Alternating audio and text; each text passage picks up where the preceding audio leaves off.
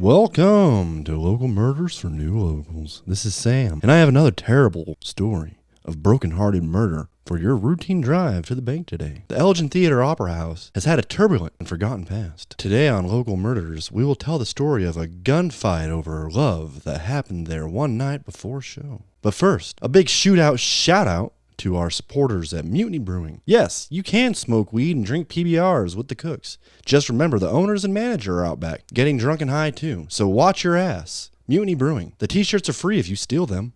Now, back to the past. In 1911, to cut ties to the reputation of a house of ill repute, Elgin city leaders closed the original saloon and built a new city hall that would serve the dual function of city government and performing arts center. The Opera House was lauded at its dedication as one of the finest in Oregon because of its sharp acoustics and slanted seating arrangement. It was complete with plush draperies, box seats, an orchestra pit, elaborate backdrops, and a rococo decor. Pause now, young listener, and picture a Red Dead Redemption 2 whorehouse in your mind, but with an audience and orchestra.